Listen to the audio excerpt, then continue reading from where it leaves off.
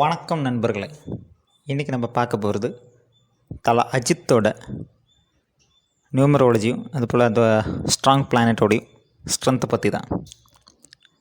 தல அஜித்தோட date of birth வந்து May 1 நமக்கு எல்லாருக்கும் தெரியும்.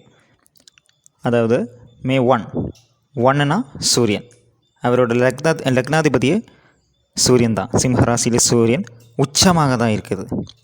அதாவது இந்த ரெண்டு நியூமராலஜியும் அந்த கிரகநிலையும் கரெக்டாக லக்னாதிபதி கரெக்டாக மேட்ச் ஆனால அவருக்கு அந்த லீடர்ஷிப் குவாலிட்டிஸ், அது மாதிரி அந்த ஸ்போர்ட்ஸில் அந்த லீடர்ஷிப் குவாலிட்டிஸ், அந்த கார் டிரைவிங்லலாம் நமக்கு தெரியும்.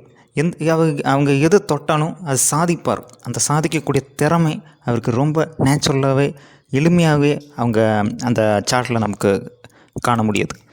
அதனால தான் எவ்வளோ பெரிய ஃபெயிலியர்ஸ் வந்தாலும் அதெல்லாம் மிஞ்சி இவருக்கு மறுபடியும் சக்ஸஸ் அடைய முடியுது. இந்த நியூமராலஜி அந்த அந்த லக்னாதிபதி கரெக்டாக மேட்ச் ஆனதுனால தான் இன்னும் நிறைய சாதிக்க இவருக்கு முடியும். ஏன்னா சூரியன் அவ்வளோ உச்சமாக ரொம்ப பவராகவும் இருக்குது. அதனால் கரேஜும் அந்த லீடர்ஷிப் குவாலிட்டிஸும் அந்த டிட்டர்மினேஷனும் இவருக்கு எப்போவும் அவரோட கூட தான் இருக்கும். தேங்க்யூ.